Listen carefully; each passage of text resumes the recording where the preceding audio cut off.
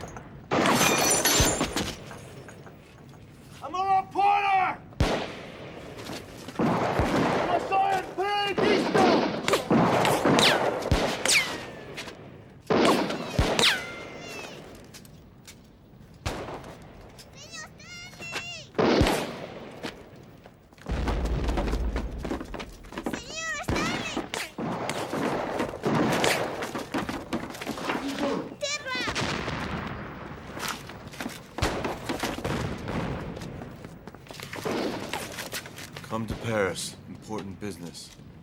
Bennett? All right. Don't mind if I do. I can do this.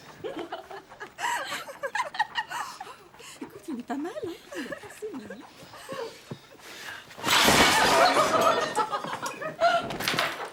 Let's do it again. Come in.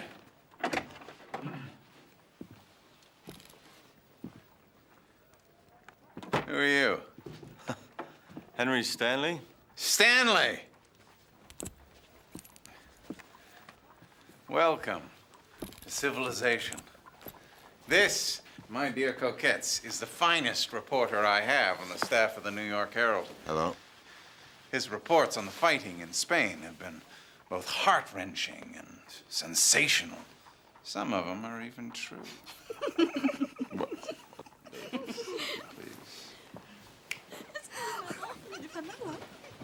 Don't mind them. They're French. They don't understand a word I'm saying. Now, if they were American, they'd be groveling at your feet. Never underestimate the American public and its appetite for blood, tears, and glory. Treasure hunts. They love treasure hunts. Can't say I blame them. Ever since I was a child, I've been searching for the rare and unattainable. Cheers. Thank you. Which leads me to Dr. Livingstone. Dr. Livingstone. The missionary? A foremost missionary in darkest Africa. First white man to traverse the impenetrable continent, including the discoveries of the Victoria Falls and Lake Nyassa. Do you know where he is? I haven't the foggiest idea. Nor does anyone else. A great explorer, national hero, and a renowned holy man, and he seems to have completely disappeared. I want you to find him. You want me to find him?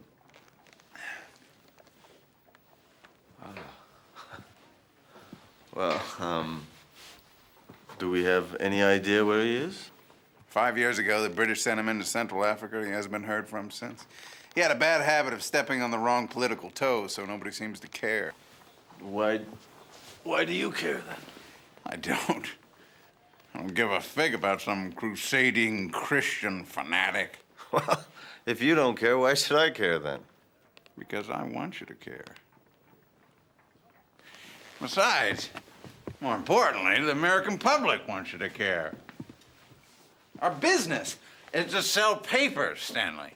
And to rescue a saint from the mouths of lions and cannibals is a glorious way to do it. It will bring you adventure. And if you succeed, a certain amount of legitimacy. And above all, it'll bring you women. You do like women, don't you?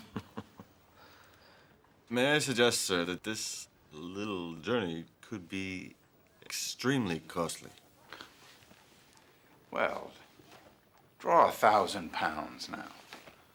When you've gone through that, draw another 1,000.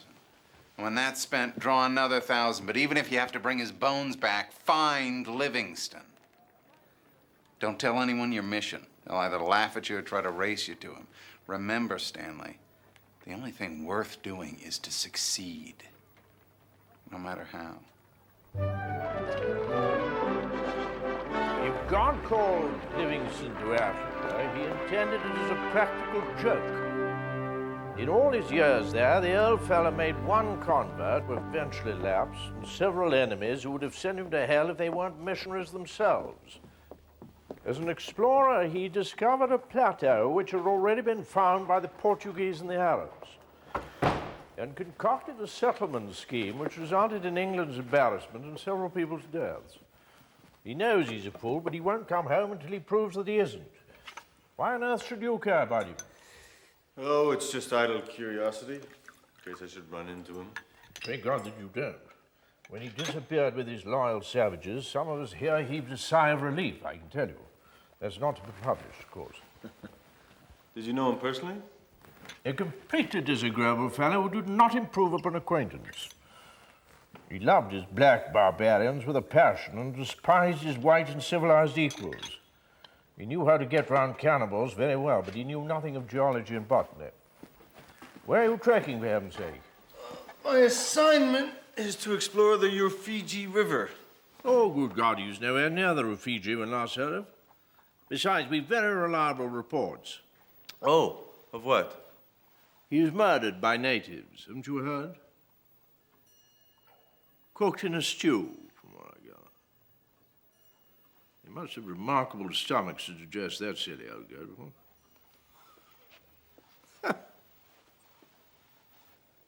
So much for trusted disciples, what?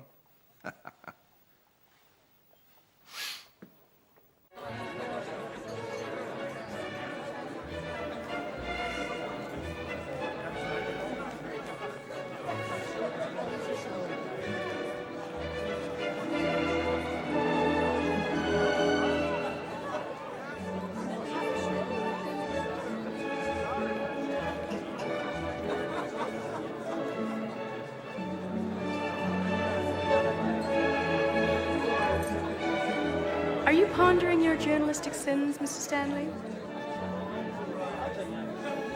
Ah, Miss Pike. Happy New Year to you. I hear that you're to depart for Africa soon. Yes. Now, why aren't you celebrating? Well, celebration's not really my sort, Miss Pike. And you?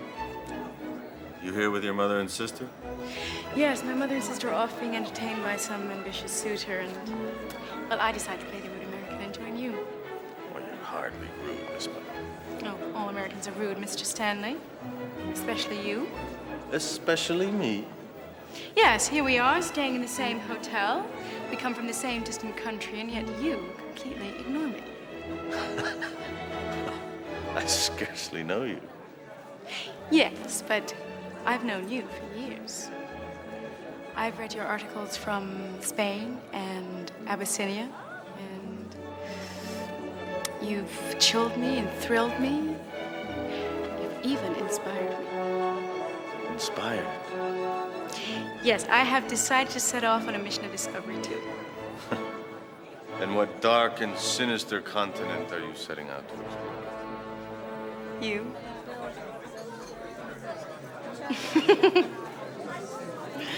I'm from Cincinnati. My father is dead, and my mother brought me here to see the continent. That's all there is to know about me. But you, well, explorers are just so mysterious.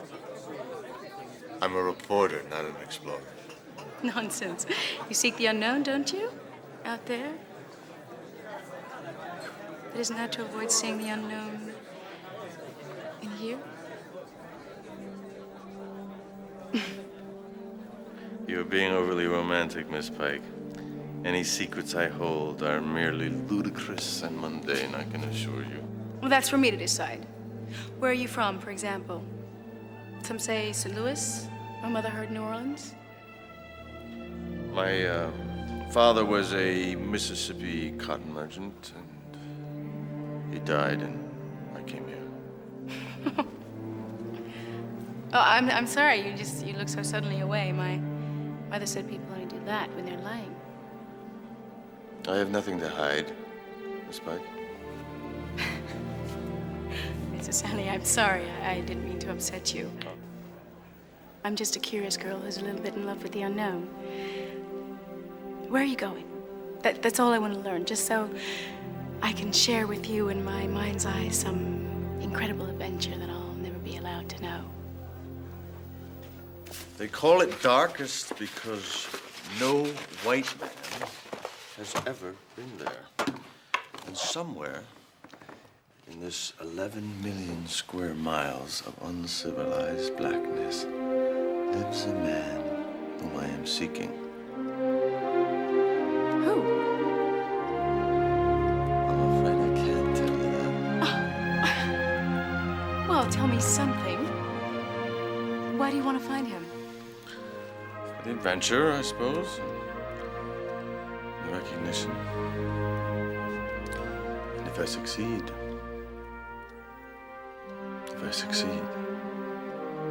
it will prove that I am somebody. You are somebody. You're Henry Morton Stanley. You are who you are, whether you succeed or fail. Oh, I won't fail. I may die, but I'll die looking. I anticipate many disagreeable things, Miss Pike. Not the least of which is an encounter with this, by some reports, detestable man. But I cannot picture myself standing with my hat in hand, explaining to my employer why I failed to fulfill my promise. No, I won't fail. You're very passionate about this, Mr. Stanley. Yes. I always thought men were only passionate about things like money or women.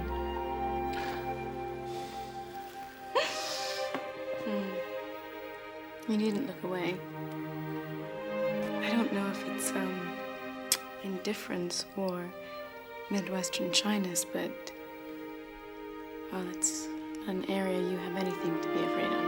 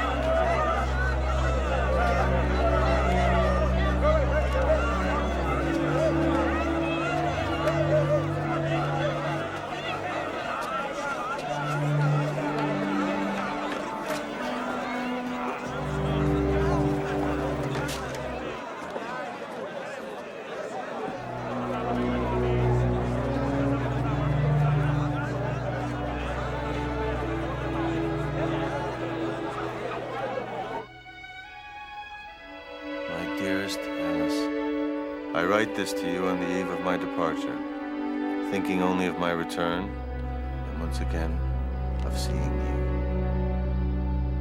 Word has it that Livingstone is dead, and I must return with his bones rather than the man.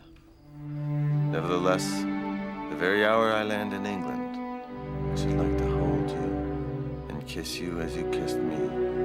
But such a long time must elapse first.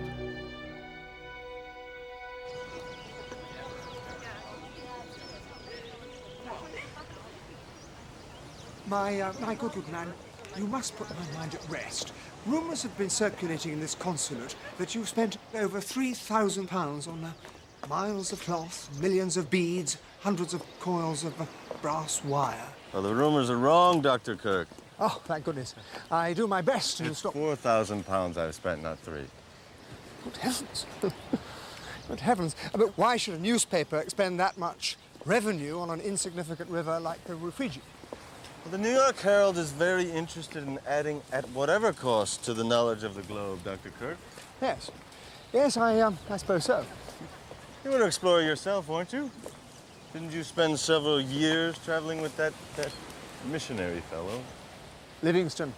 Dr. Livingstone, yes, yes. Where do you think he is? Oh, no, that's a difficult question to answer. What's he like? They say he's a very modest man, is he? He's not quite an angel. No, he's a very difficult man to deal with. We're continually sending something up for him, though I have just received word that supplies we sent to him some months ago haven't even left the coast. It's his own fault, bushwhacking into the unknown. Where were they headed? Perhaps if it's along my route. Oh, no. You're travelling south. Ujiji is some 700 miles to the west. Besides... Ujiji? Livingstone drops in there once in a great while. I should tell you, however, that if he got the slightest inkling that yourself or any other white man were in the area, he put 100 miles of swamp between himself and them in a very short time. It is possible, though, that events may have overtaken us. In what way? We received word only last week that the man may be dead.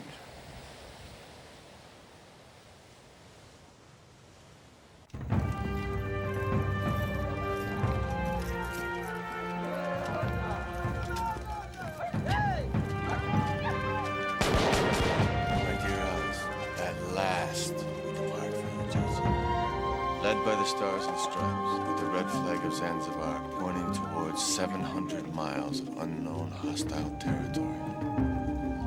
Our caravan is composed of 192 men and their wives, including a dozen armed soldiers under the command of Bombay, Gat-toothed fellow who traveled with Bert and speak.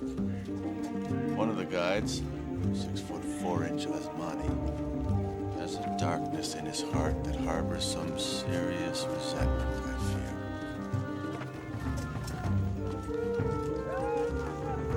Of the 3 whites on the expedition, they consist of William Farquhar, a capital navigator who, I'm sorry to say, is a rather hard drinker. John Shaw, a sailor who jumped ship under the suspicion of mutiny, and an American gentleman called Bonamacuba, the big master, whose heart palpitates much too quickly for the sober face of a leader.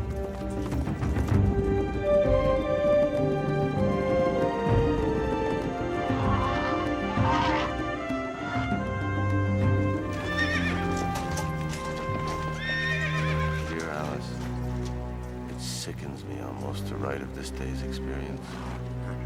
Though our march was but 10 miles, it occupied as many hours of labor.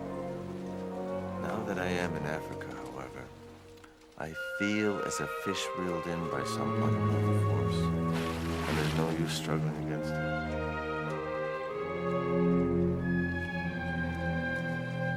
What reels me in?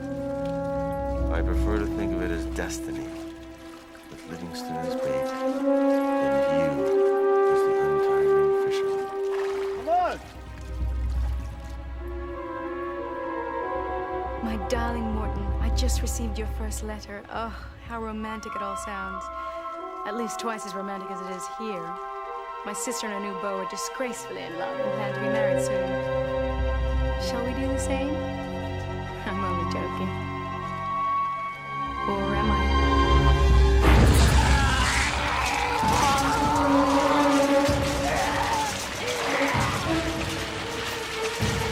Construct your bundle, damn it! Stop!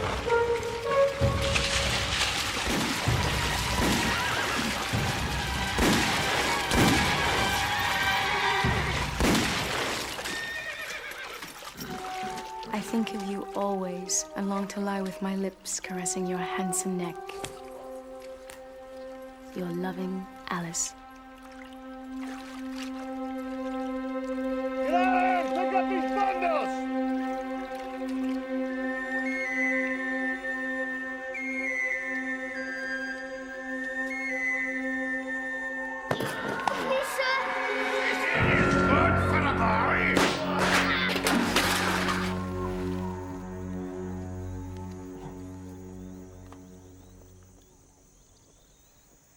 You have been very sick, Bwana. How long? Several days. Have we been traveling? No. Why not? Bwana Fakha too. He is very sick.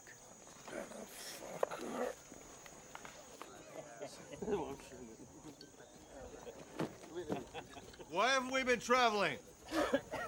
Ah, you're up. There's more than I could say for the two of you.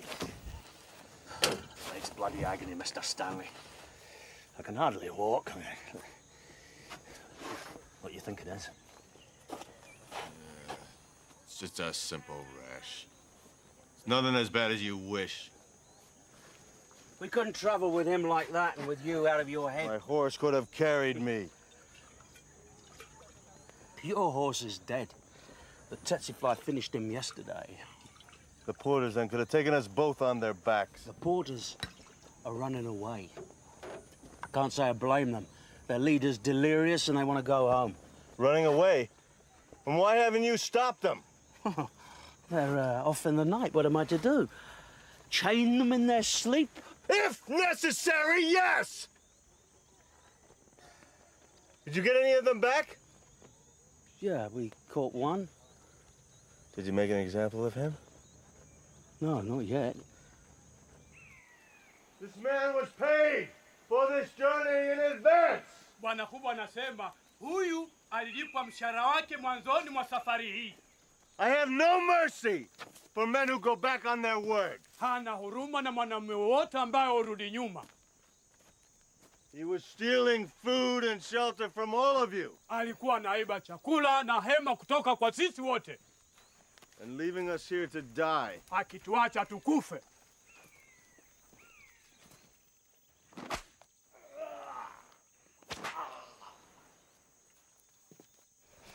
"20 strokes. Finish it."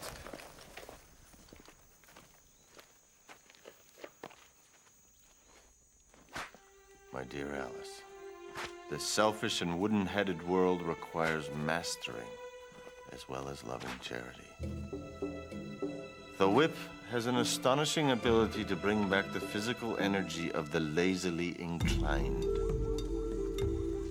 I would use it without impunity on white men as well as black. I use it on myself, Alice, deep within my soul. I am a fevered pilgrim seeking a dead man's bones without really knowing why. My soul knows, it seems, and my physical body must simply endure. I lash myself mercilessly onward, ever onward. And why should any man deserve mercy from one who has none for himself?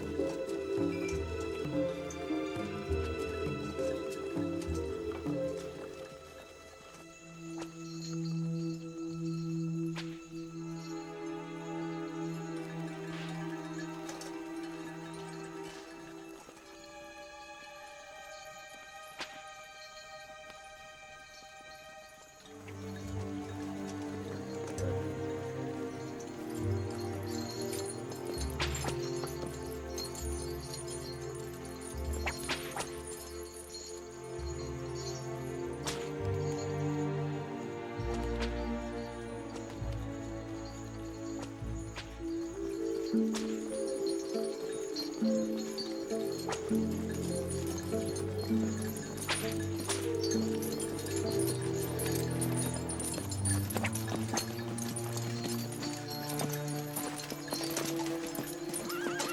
Stanley. I thought it was you. I am Khamis bin Abdullah. I have heard of your journey. From whom? Africa. You're a long way from the Rufiji River. Yes, we're headed to Ujiji instead. My newspaper wants a report on Lake Tanganyika. Then your newspaper will be sorely disappointed. The road to Ujiji cannot be traveled. Why is that? Mirambo. Have you not heard of him? No. A native chief who is warring on all foreigners. He will allow no one to pass. If you continue down this road, you will be massacred. Thank you. I will consider your advice. Mr. Stanley.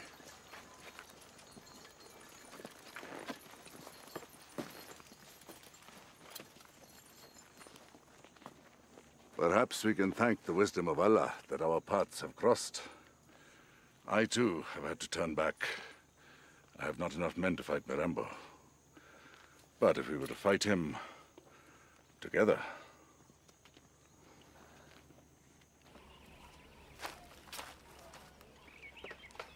Please. You see, Mirambo does not want anyone passing through his territories. And he does not distinguish between Arab slavers and English explorers. He feels we both lay waste to his kingdom. And I dare say we do. Ah, but the English pay no attention to tribal boundaries. I only enslave his enemies.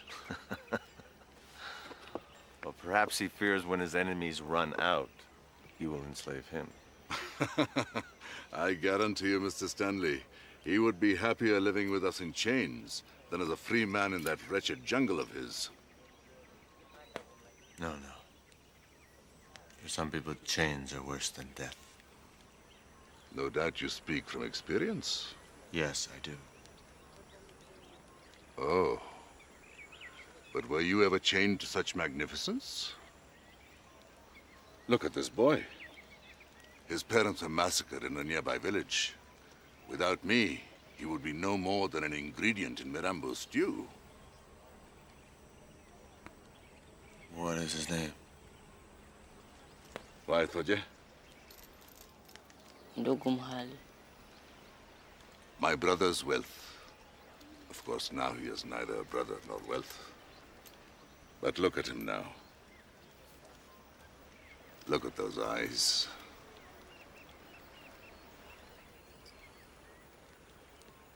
Would you like him?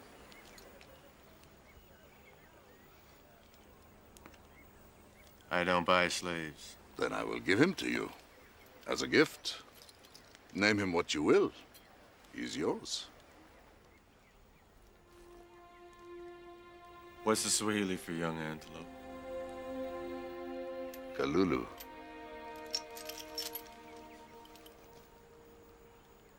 Kalulu, then. Inshallah. My dear Alice, I have been given a young slave boy whose sufferings I can imagine only too well.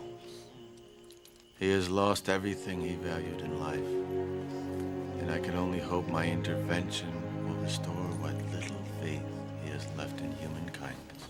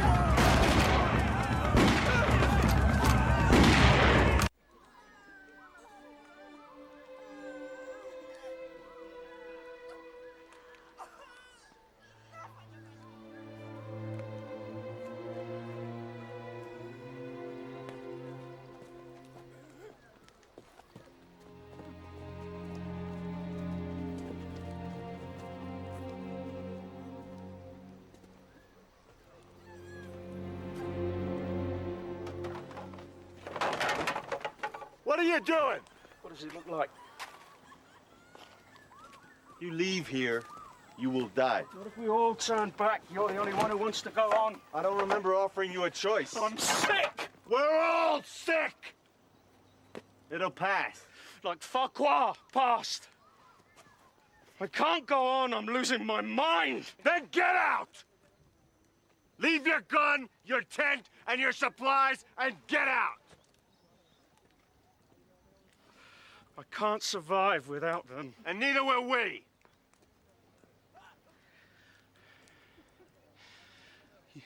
You can't get by this, Chief. I don't intend to get by him. I intend to get around him.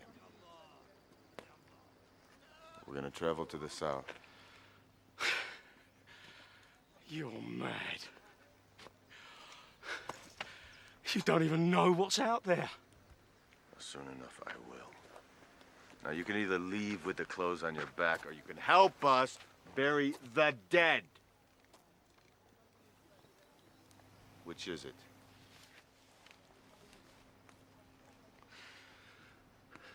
I'll go with you.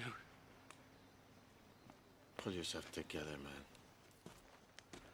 I'm sorry.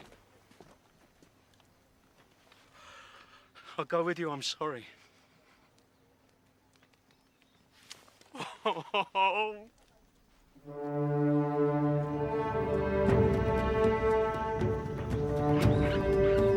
My dearest Dennis, this letter perhaps will never reach you. Certainly not until I am either safe in your arms or dead and digested in some cannibal stomach. In the dark depths of hell. So why do I go on?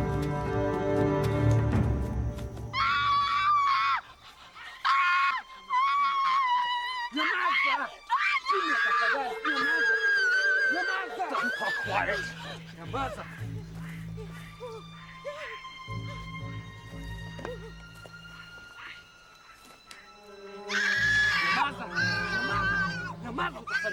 Tell her if she doesn't shut up, we'll all end up like him.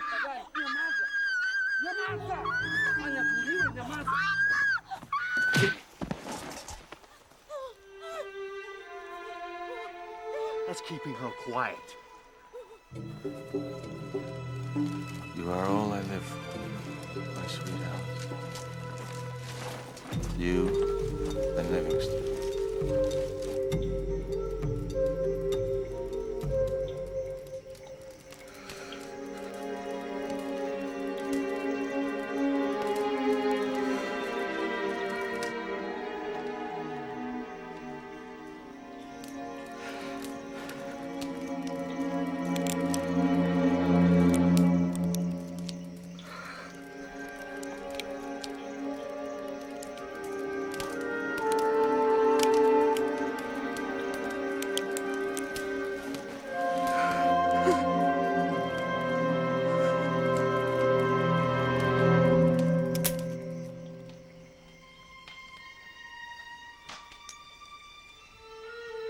Nini hiyo?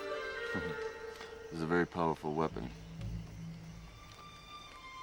Some say it is more powerful than a spear.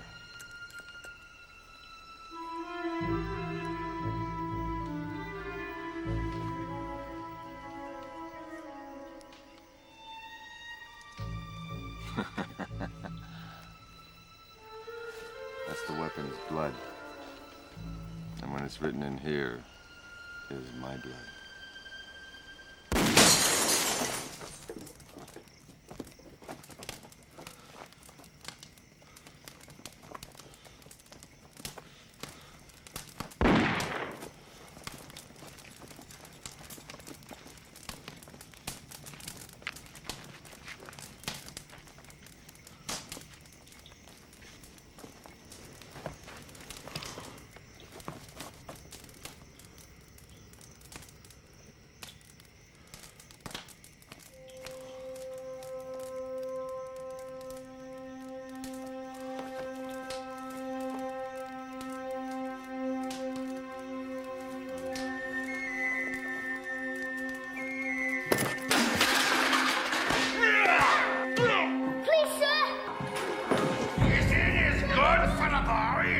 York doesn't do his job properly.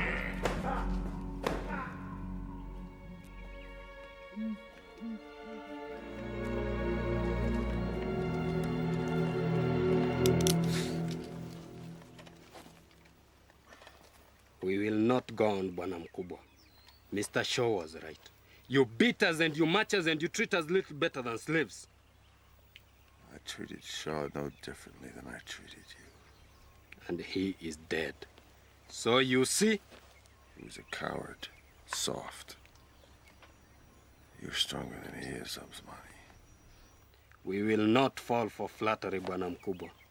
If you insist that we continue, then you must die. I insist. Bana! Bana! Bana! What is it, Bombay? We have visitors from the west side of the country. They have seen a white man.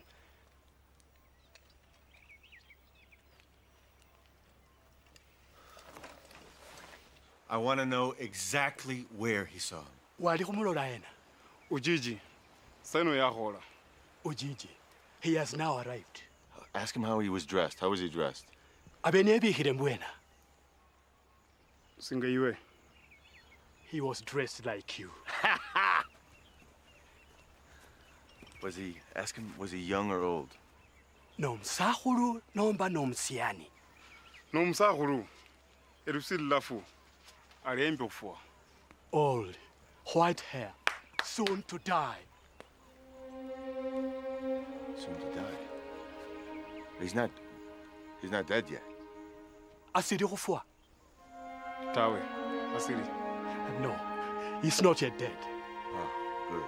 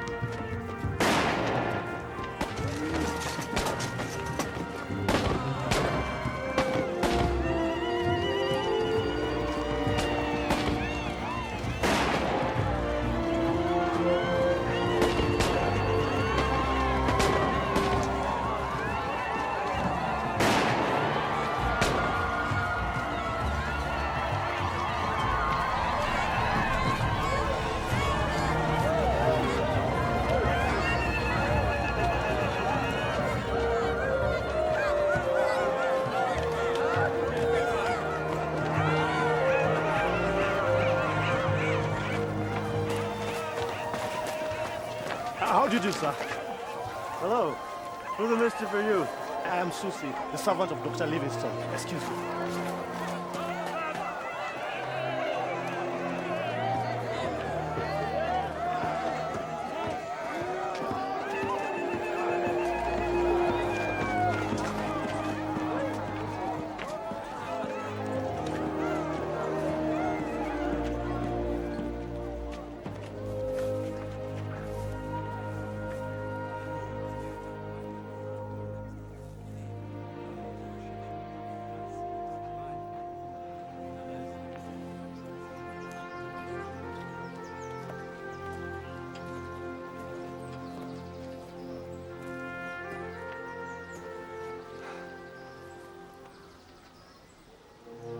Dr. Livingstone, I presume?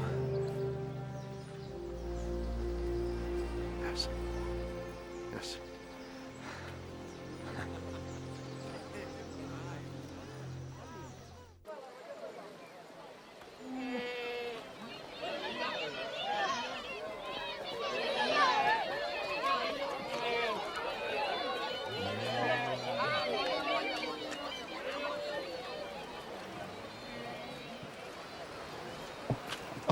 Oh my goodness. I saved this for this occasion.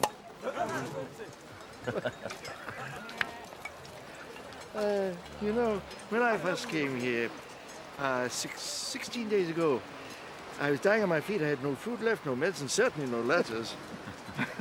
You brought me new life. To your very good health, sir.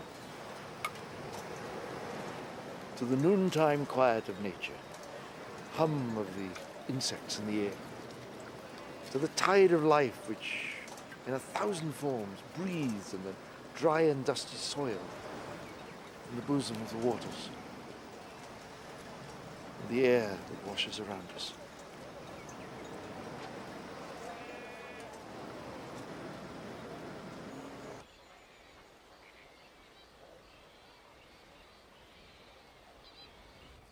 All right, I'm fine, thank you.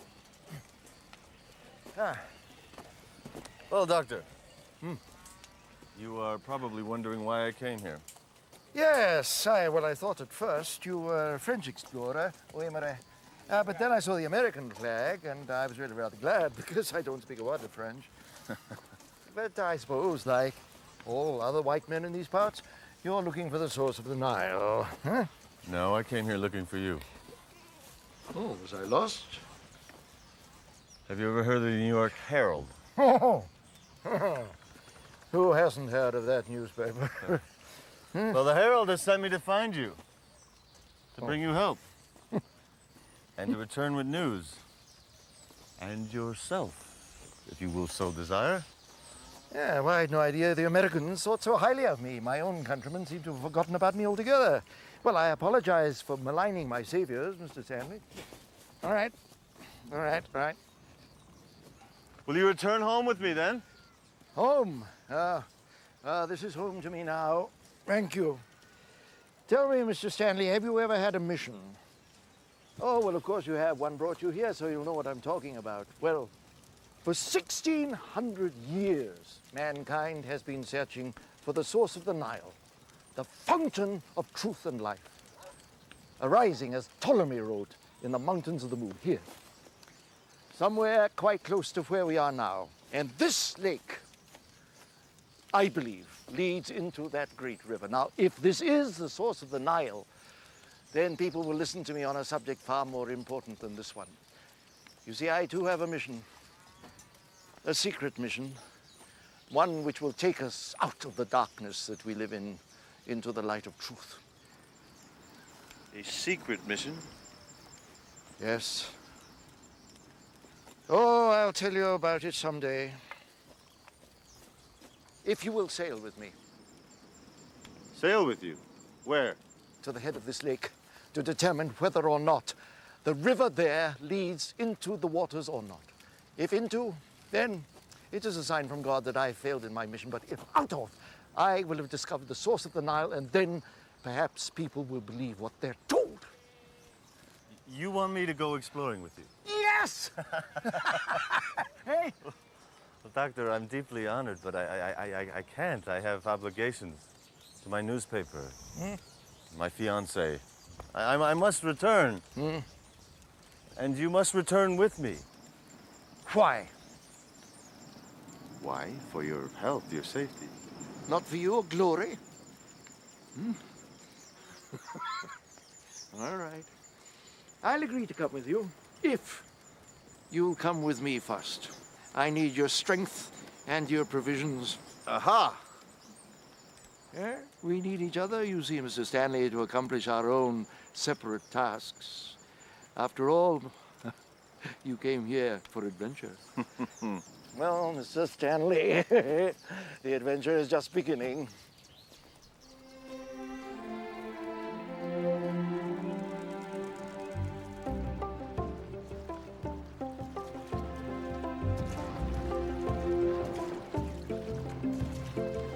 My darling Alice, I am embarking on a new voyage of discovery.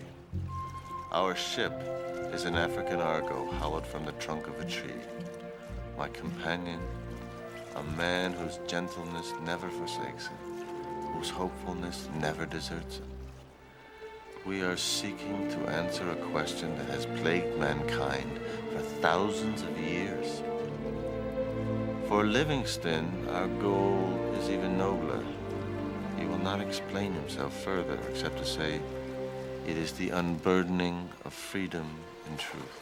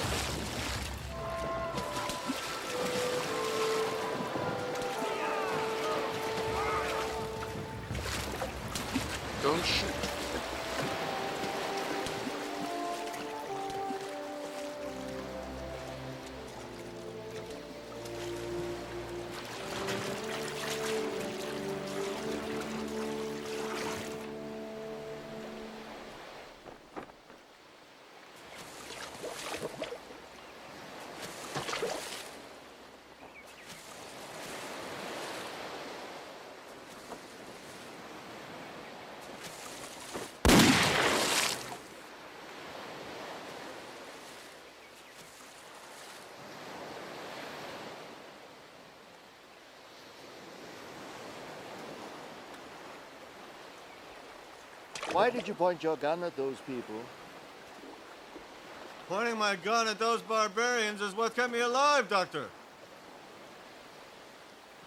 They were throwing stones, not spears.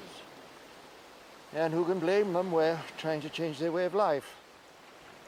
Surely their way of life needs some changing. I love these people. They're my children. And our presence here makes them fearful. Sooner or later, their customs must bend before ours if they are to be saved. Saved? For Christianity? For the future. You see, Europeans came here long before we missionaries. And they brought with them a deadly disease. It's called broken-heartedness. And it attacks free men who've been captured and made slaves. Slavery is an unfortunate inevitability. It's been outlawed in Europe for decades, and yet it still rages on. Yes, but it hasn't been outlawed here. At least 30,000 more pass through Zanzibar each year. And that doesn't take into account the thousands that sicken and die before they even reach the ships. If the British public were aware of the extent of this, perhaps the government might do something. Why don't you return, then, and tell them what you've seen? Oh, they wouldn't believe me. I'm a cranky old goat who's viewed as a national embarrassment. I imagine that's what they told you, isn't it?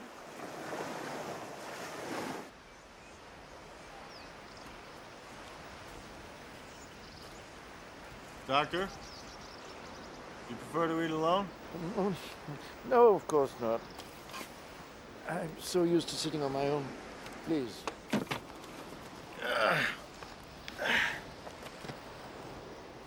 Were you in the war, Mr. Stanley? The one between the states, I mean? Yes. North or south?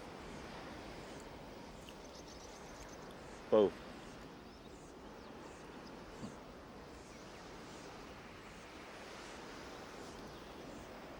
My son died in that war. Your son? Robert, yes. Only 18. Terrible things, those prison camps. Did you see any? No, I didn't.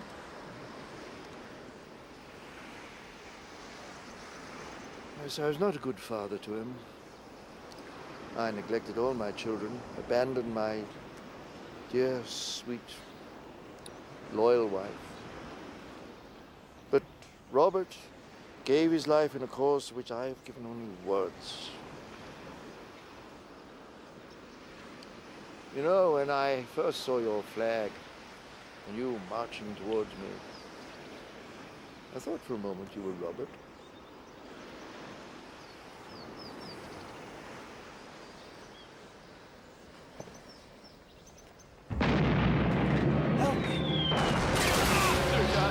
Shoot the son of a bitch! Please help me.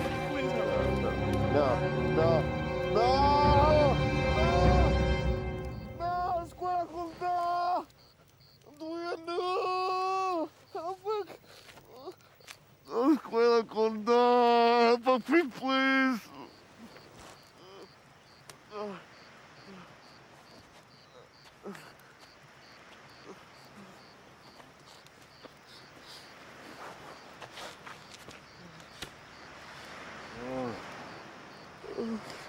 It's all right. It's all right. It's only the fever. It's only Africa. You relax. Speed, bonny boat, like a bird on the wing. Onward the sailors cry. Carry the man that's born to be king. Over the sea to sky.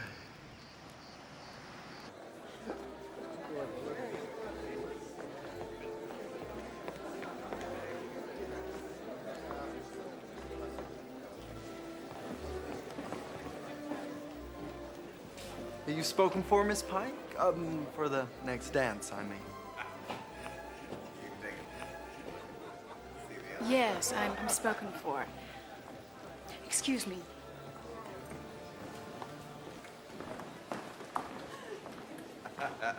Mr. Bennett, my name is Alice Pike. I'm a friend, well, a very good friend of Henry Morton Stanley. I believe the bastard's dead. Well, he can't be.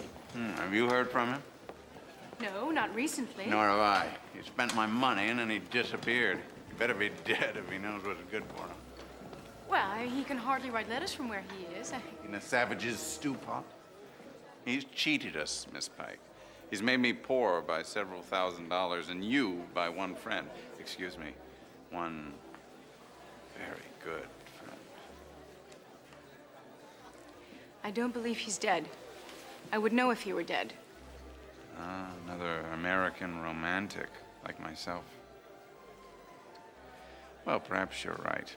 Indeed, I hope you are. Good evening, Miss Pike. No, no.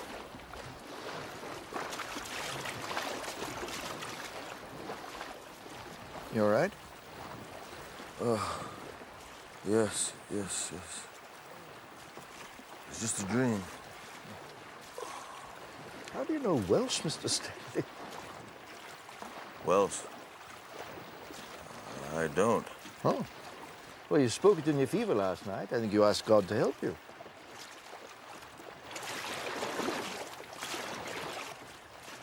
Do you pray, Mr. Stanley? Pray? Sometimes. Mm-hmm. To my God? I'm not a Hindu, if that's what you're asking.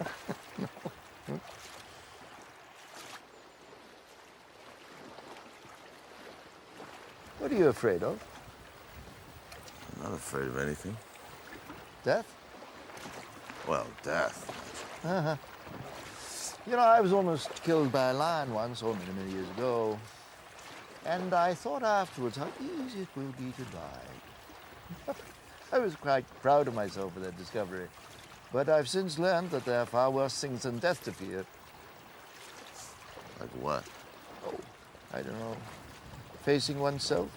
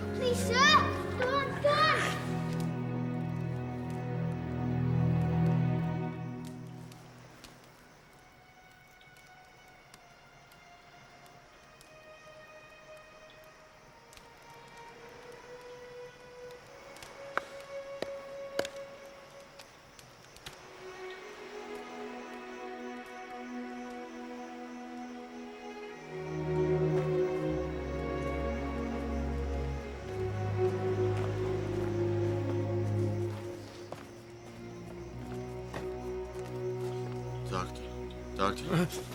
Forgive me. What's this? I must speak with you.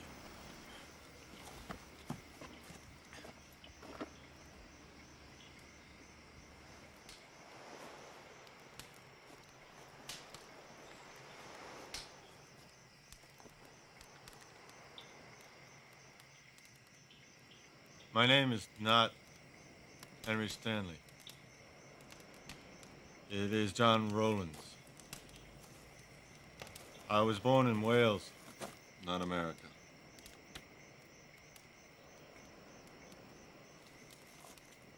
My entire life is a lie.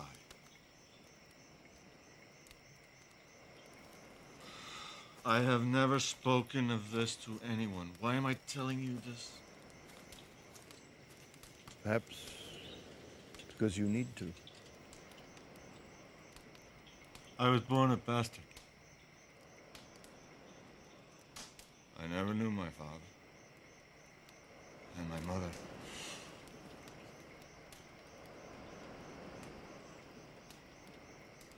When I was 6, she gave me away, and she sent me to a workhouse.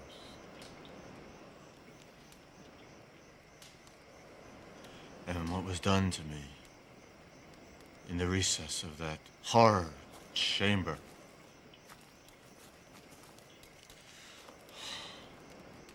will haunt me for the rest of my life.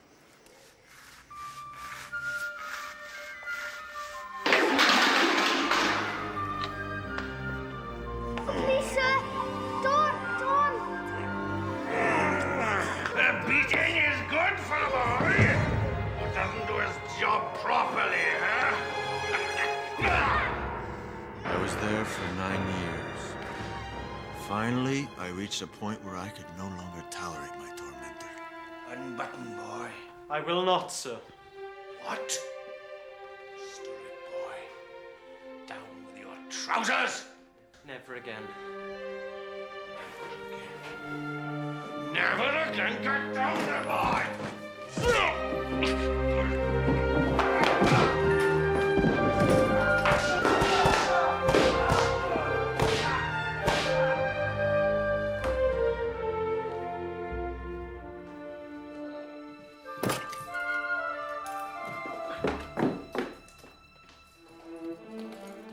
I ran to Liverpool, took a job on a boat to America. Life on board, if you can believe it, was almost as bad as the workhouse. When we reached New Orleans, I jumped ship. And it was there I met my father. Your father? Oh, no, not my real father. There was a man who took me in, gave me work.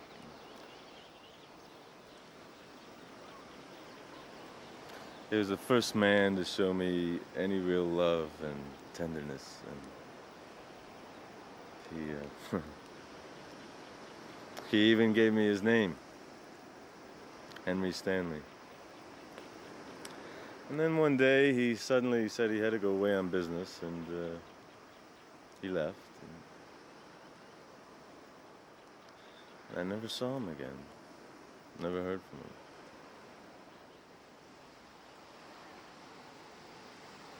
So I too ran away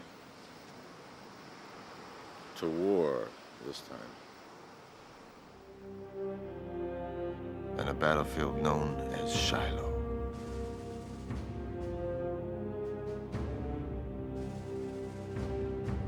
We wore violets in our caps as a sign of peace, hoping they wouldn't shoot at us if they saw them there. But they did.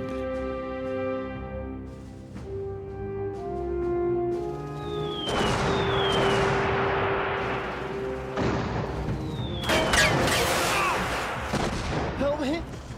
Help me! Dear God, please help me. He was a friend, someone to whom I had opened my heart. Shoot the son of a bitch. Go on. Help me!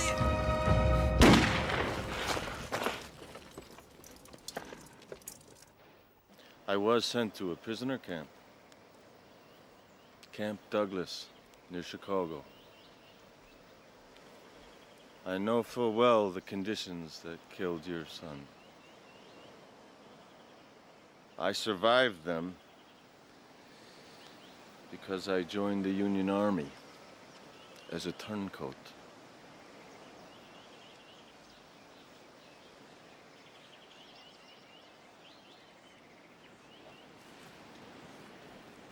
Born a bastard, disowned by my mother, beaten almost to death.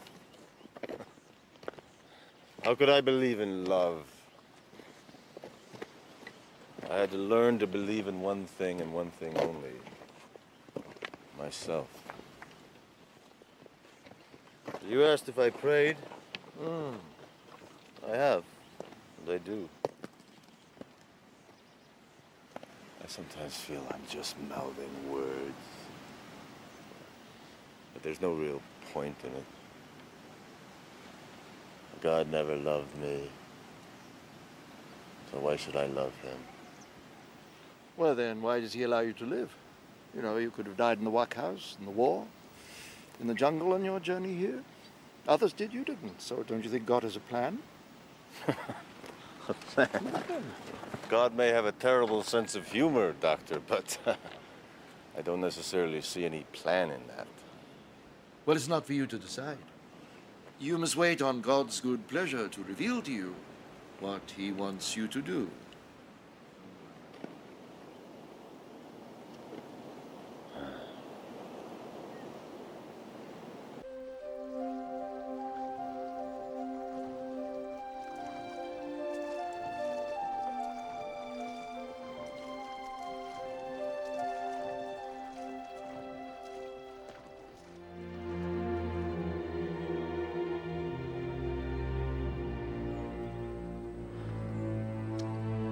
The river flows into the lake, not out.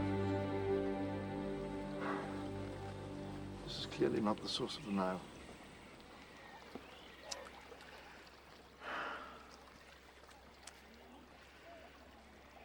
So, there is another river to the west of here, the Lualaba. That must be the headwaters of the Nile, so we'll explore that next.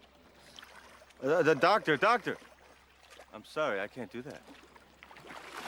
I must return to England, and you're coming with me. As soon as we've explored the Lualaba. It'll only take 18 months or so. I don't have 18 months. I have a newspaper article to deliver. I have, God willing, a woman who is waiting for me. Maybe it's not God's pleasure that you explore the Lualaba. Of course it's God's pleasure. Do you think he sent me to Africa to fail? It's not for you to decide his plan. Now, who said that? Now, forgive me, Doctor, but you promised me that if I accompanied you here, you would return home with me. You can return when you get your strength back. The Lualaba will wait.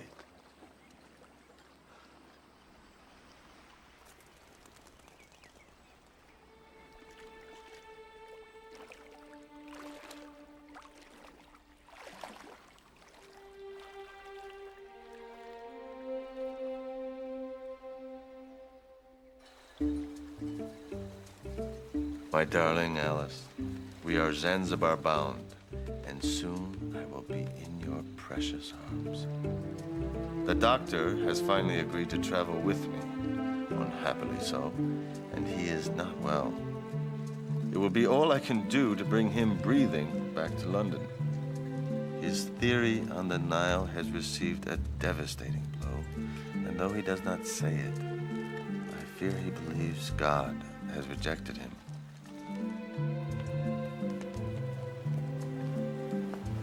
Mr. Stanley! Yes, Doctor?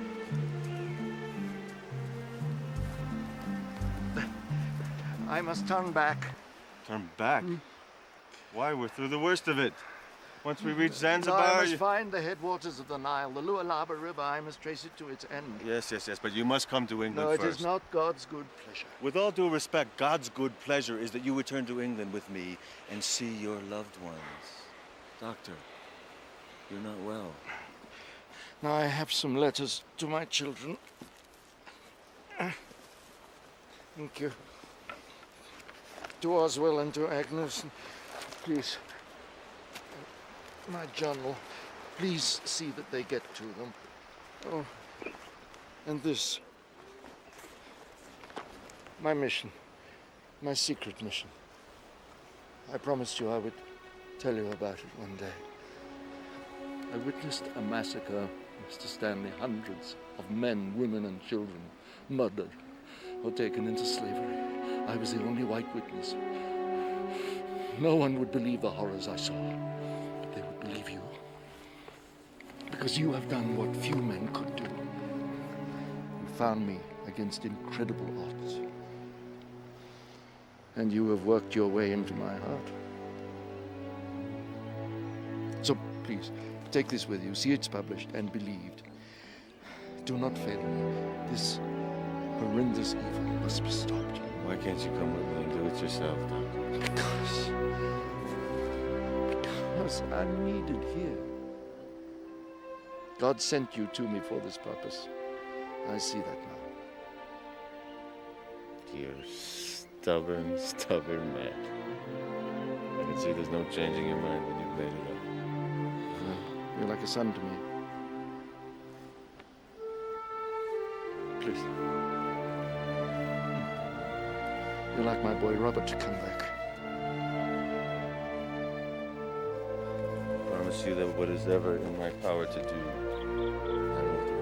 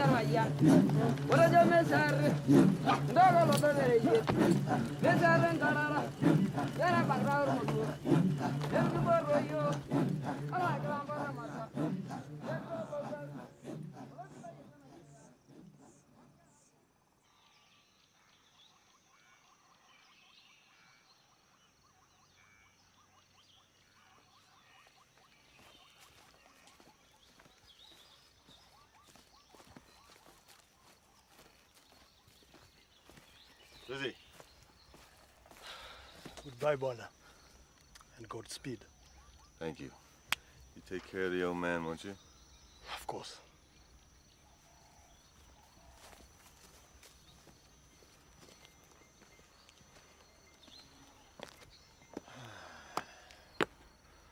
Well, Doctor. I came to you on a mission of fortune. And I leave you now on a mission of faith.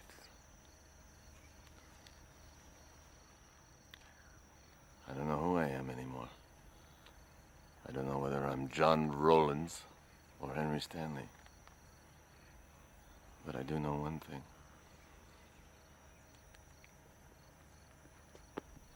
You've been like the father I never knew. And I will miss you. I shall look into your face and listen to what you say and be often very near you when you are far away. God guide you safe home. Bless you. And you too.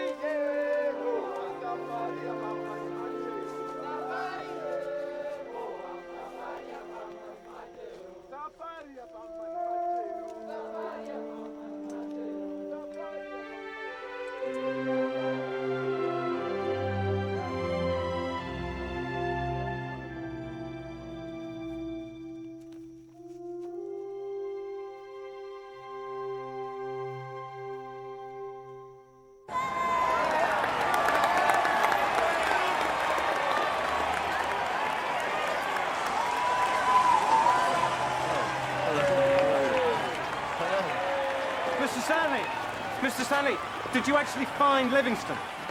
Yes, of course I did.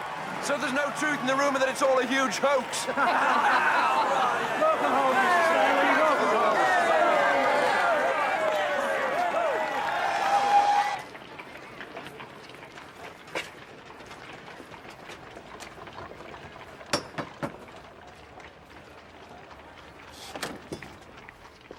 Yes? Hello, is Alice, Miss Pike, is she in? No, sir. She's away, sir. She's away.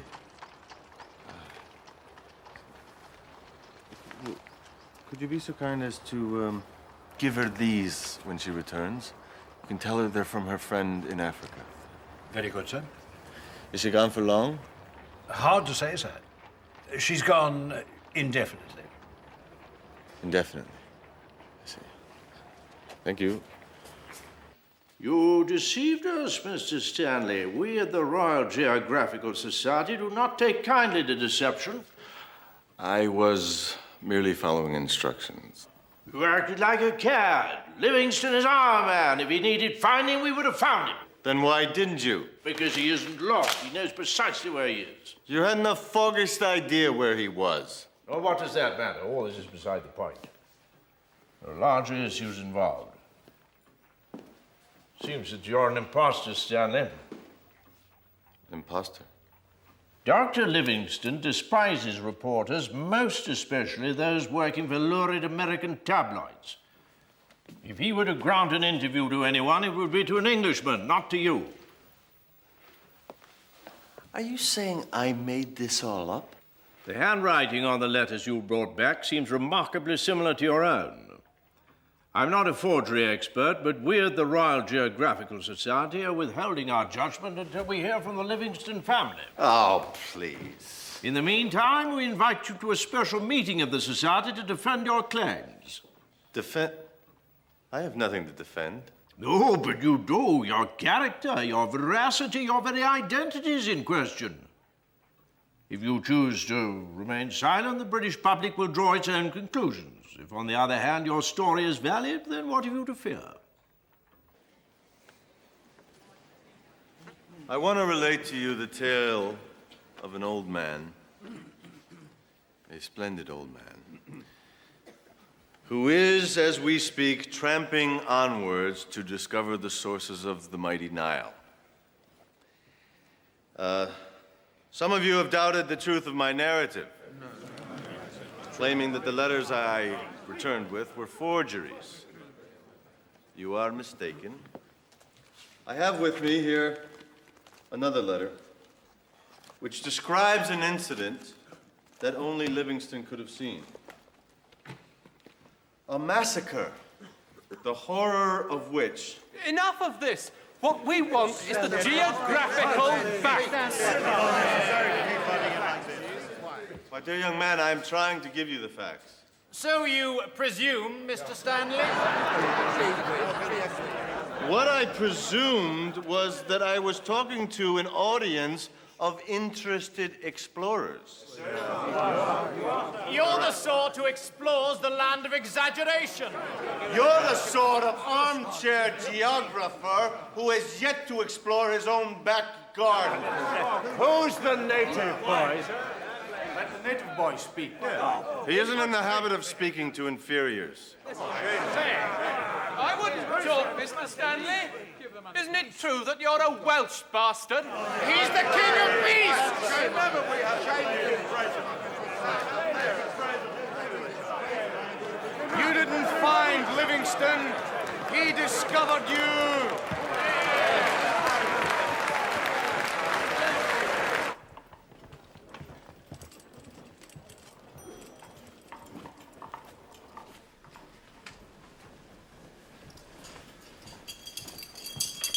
Jingle how? Idiot. Stanley. Alice. Mr. Stanley, my sincere congratulations. I'm so proud to know you. Oh, Mr. Barney, this is Henry Morton Stanley. How do you do? Alice told me quite a lot about you. I'm sorry we weren't able to meet you at the train, but we were on the continent, you know. Didn't get back until this morning. For my honeymoon. Oh, it was a wonderful trip, Stanley. Do you know Venice?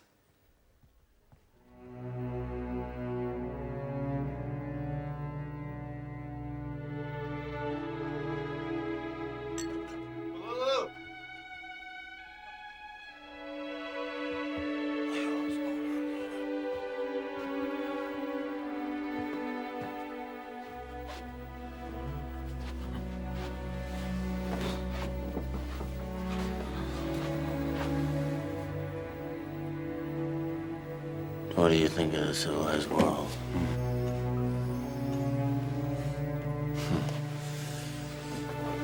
Not your world, is it? Well, you're fortunate. At least you know where you belong, not me. All my life I ran away with no place to rent. Please help me to not run away again. Father, will we be going home now?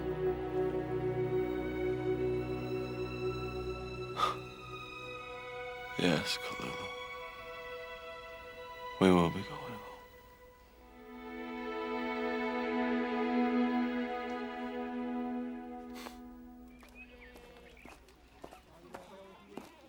What a doubt!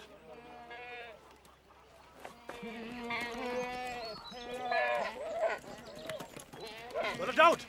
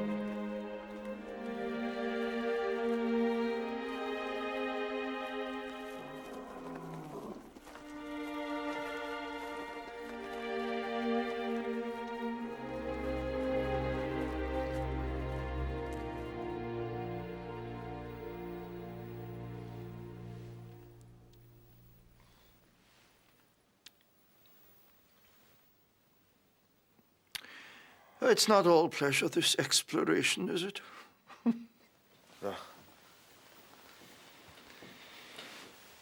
May God's rich blessing come down on you and anyone, American, British, African, who can help to heal this open sore of the world. Doctor. Oh, by the way, you've been vindicated.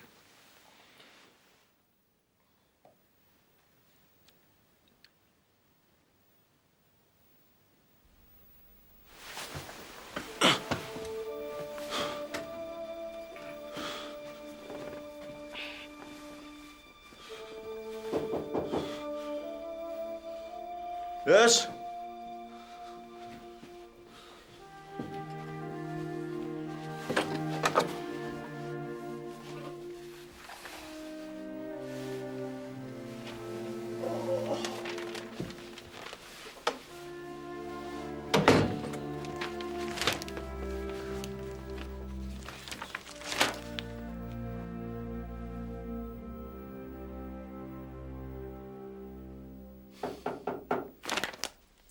Hello?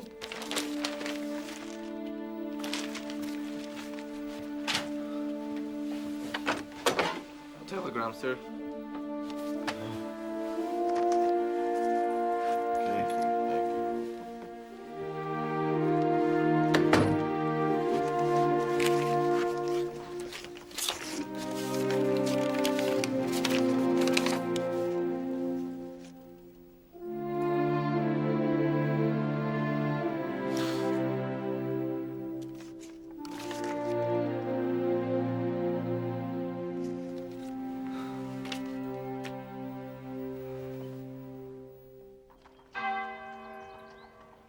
I stand before you today humbled by Livingstone's final journey and the men who accomplished it.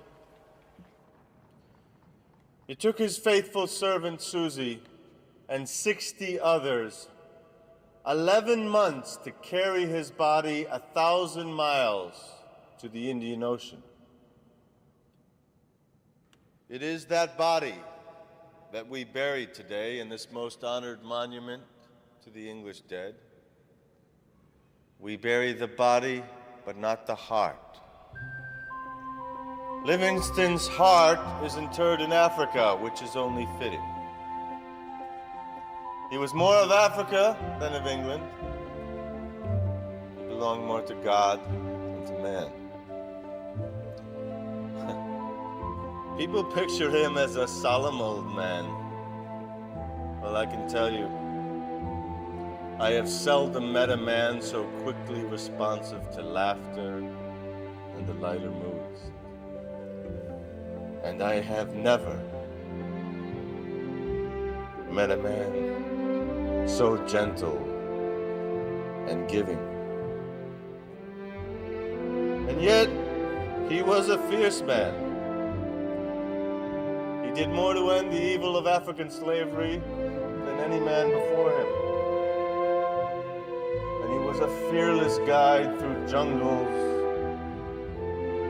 even I was afraid to enter.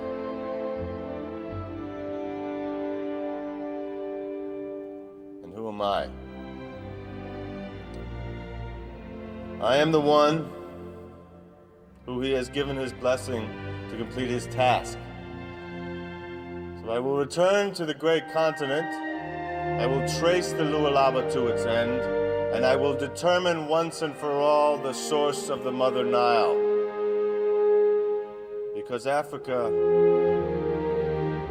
was Livingstone's mother. And I am Livingstone's son.